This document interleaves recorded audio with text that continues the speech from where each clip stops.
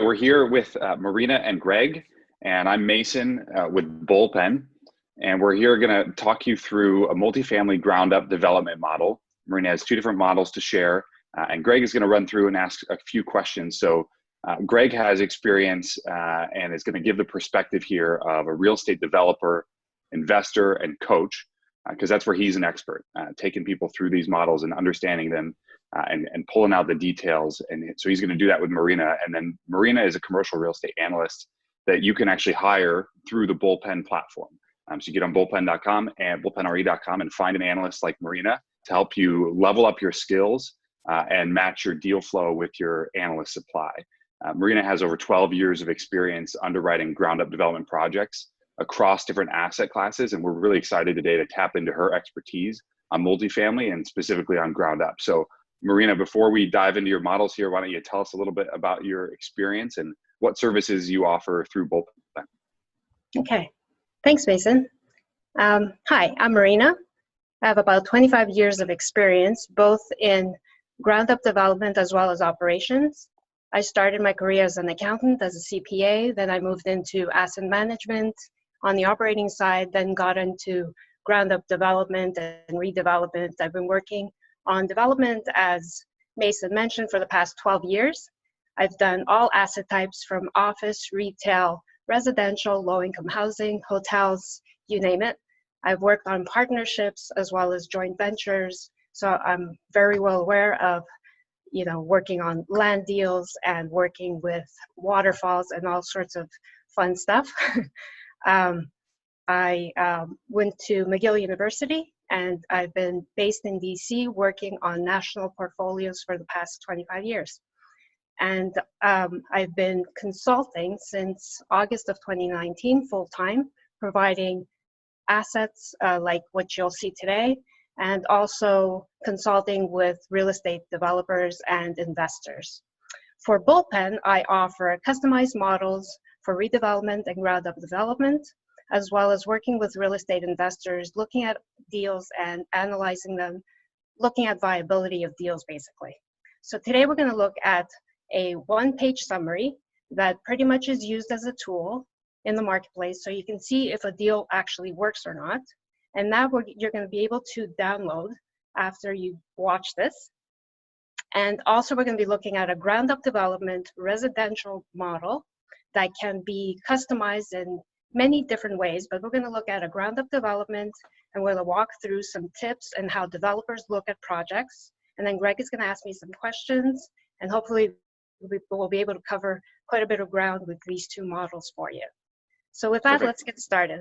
Great, Yep, Greg, awesome. take it away. Go ahead and, Thanks. yeah, go ahead and share your screen, Marina, while you're getting that pulled up. So yeah, everybody, I am Greg Dickerson, and as Mason said, I'm a real estate developer, and I also coach and mentor people all over the country, doing all kinds of different things, from value add, opportunistic, ground up. My own investment thesis is opportunistic, and Bullpen has been an extremely valuable resource for me and for my clients that I send them to for project-based stuff, as well as a complete outsourced virtual team to build out your organization to help you grow and scale. And Mason will talk more about that at the end. But right now, Marina, we are so glad to have you here today. And did I hear you right? You're going to give away this one-page back of the envelope model today Yes, with that's right. With this video? Yep. Yes, that's right. Awesome. Yeah, Well, this is good. a We'll pretty take it neat away. tool. So here we have our one-page worksheet. This is something that in different formats, all developers will look at before they spend too much money going down one avenue or another. One thing that's typical in development is that you'll always look at different scenarios, whether you should do, how big your apartment building should be, whether you should include low-income housing if it's not required. Sometimes it's required. Sometimes you'll add retail on the first floor that really usually bumps up your NOI. But in this case, this back of the envelope is just a quick way to look at how the deal works. So what the assumptions are is you'll look at your general assumptions about the building. So you'll have to know, what FAR you're dealing with. Efficiency on residential projects are usually from 85 to 90. Retail and commercial buildings are usually higher, like 92%. You'll never see 100%. So that's what this is. You'll have possibly parking. Usually different jurisdictions have rules about what the parking requirement is, especially if you're working in a city. So that's what this is. You would get this from your zoning. Typical timing of a residential building is anywhere from, I've seen 18 months to 36 months. The timing of a project is important because the longer you hold on to the project and your money is out there, the lower your IRR is going to be. So you want that to be as consistent as possible. So you don't want your money to be sitting out there very long. Something that was pointed out in working for REITs especially, they would always look at their cost of capital. So on top of looking at what your returns are, they would say, you know, from 7 to 10% is my cost of capital that I have equity out in the market that I'm just, you know, it's not producing income yet. So there was always pressure to get your project done, just as an aside. So anyways, let's get back to this model. Leasing and revenue assumptions. They're very high level in this model. You'll see that we have parking revenue that you can get from, you know, what are the per space rents going in the market that you're looking at. So you'll just plug that in here. Anything in blue is where you input information. Everything else is calculated for you. And as you can tell in the spreadsheet, there's not that much that you're inputting. Your expenses you can get from a broker or by talking to other real estate personnel in that area. You have a typical, you know, per unit amount in operating expenses for residential. Annual growth is anywhere from 2% to 3%. I've just plugged in 2.5 here. Your financial assumptions, you could usually get that from just talking to a loan officer.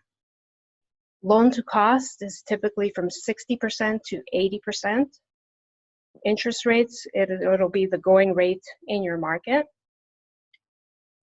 Fees, you can actually use this or a little bit higher, like 3 to, I think the highest I've seen is 9%. Keep in mind, if you're working on low-income housing, it'll be a higher number because there's so much that goes on with financing a low-income housing that it really beats up your fees and taxes.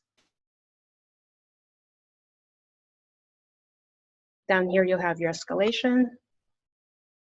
Cash on cost is the typical return that you'll be looking at to see if this deal is viable. Down below, you have just basic information about the building. You could plug in, you know, estimates about how much you think the studios or the one bedrooms, what your square footage will be, an average amount of rent that you think you'll generate, and of course the number of units. Here you'll see that this building is actually 260 units. And off to the right, you have all your calculations with just a couple more inputs. You'll need to know what your parking cost will be. That varies from 45,000 per space to, I've seen it up to 80,000 per space, depending on how low you're going. And this is something that someone like Greg could help you with, where he'll know, because he's working in the market and he's been doing this for so long, he'll have a gist of how much buildings cost in general. Another thing to keep in mind is escalations in construction costs. Here I'm showing that I'm showing the GC fee. You want to have these numbers pretty high because you're making such a high guess estimate here that you definitely want your hard cost contingency on top of anything that you're estimating as a cost. And also you're going to want your non-GP hard costs covered as well. I'm estimating some soft costs. This debt service during lease up is also important. You want to make sure that during the time that you're leasing up a project that you have some income, you know, have it covered in your development cost. This is something that a bank would cover for you. And then you also have your hard cost escalations. And what's neat about this is that it actually calculates an implied land value for you. So you've input all your development costs, and now down below, this is all automated. It'll show you what you can afford to pay in land in order to make this deal pencil. Yeah, that's really cool right there. So you don't need a land cost. This will tell you. So where does it get that number? Is that a derived return metric you're plugging in somewhere? It's actually backing into it, yes. So what I'm doing is I'm saying that I want a yield of 6.5%, which Okay. I've plugged in here. And this will also show you how, depending on the yield, how the land value will go up or down per square foot. Yeah, that's really cool right there. And we can put in whatever number we want to give us a strike price on the land. Exactly. Yeah, That's this awesome. is really neat because really it comes down to your land.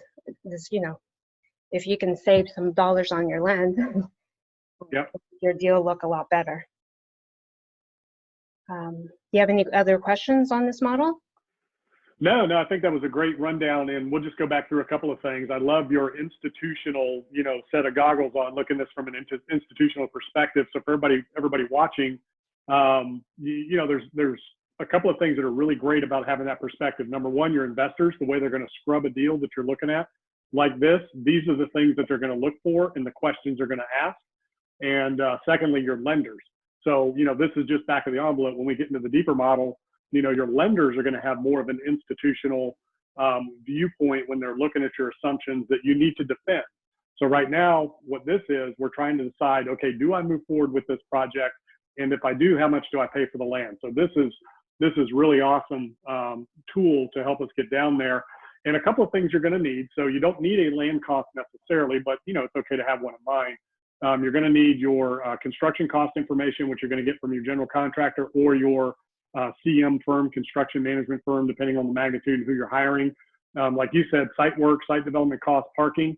Parking, if it's surface parking, underground, podium construction, that can vary greatly from 20, 30 grand up to 100 grand, right? Depending on where you are and what type of site that you're dealing with and the type of construction you have to do and how deep you're going and how tall the building is. So those are a lot of variables there. So that's really great that you've got that. You're going to need your loan terms. So you're going to obviously want to talk to your lender so you can plug those loan terms in, and then your time frames and things like that in order to put this together. So I think this is an awesome tool, and I think that was a great walkthrough. So I think we're ready to go to the next model unless there was something else you wanted to add. The only thing I would add is also be careful with your assumptions, because if you want to make sure that your revenue and your expense growth are you're better off saying that they're the same, because if you start showing that you're going to have really high revenue growth but your expenses are not growing at at the same rate, lenders may look at that and say, what are you doing there? How do you know you're going to have less expenses? Which may be the case. They're usually maybe a percentage off, but that's something to look at. And also make sure that you have a vacancy allowance as well. You don't want to go in there saying, oh yeah, I'm going to be 100% leased up. I'm not going to have any downtime. As I mentioned here, where you have this, your debt service is covered. They want to see that. Don't go in there with no contingencies. You want to make sure you have contingencies. Even in your full model, you'll always have your contingencies. I think that's about it. Yeah, contingency, escalation. So just so people understand, contingency is for unforeseen events that just pop up in construction. Anything can and does happen. So that goes under contingency, and then you have escalation. So escalation is when your costs come in a little higher than expected due to inflation. And this is a 18 months to 3 year to 5 year project. You're going to have escalation in construction costs. So you want to have a factor in there for inflation and that's totally different than contingency. And then back to your point about operating costs, expenses, revenue or rents, expenses, things like that. You can get that information from property management companies, local brokers in the area, things like that. So these are all real numbers. You're not just pulling numbers out of the air. You're doing your due diligence. You're talking to brokers, property management companies, general contractors, construction management firms, architects, engineers, everybody involved with the project, so that you can put together a real model, even at this level of feasibility, so that your assumptions are worthy of the next step. Exactly. Yeah, awesome. Yeah, and just one more point about this area here with your residential income.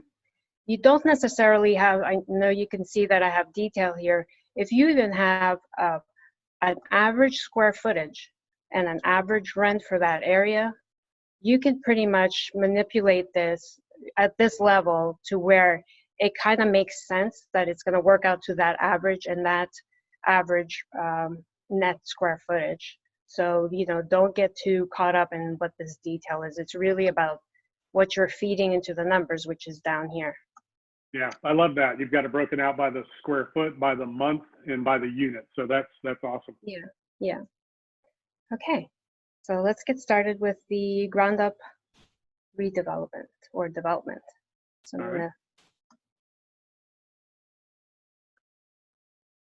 Cool. And while she's switching over, I think that's an extremely valuable tool. And again, there'll be a link posted wherever we share this video so that you can download that spreadsheet from Bullpen, that one pager that will prove extremely helpful. I get that question a lot from people, you know, how do I know how much I can pay for land?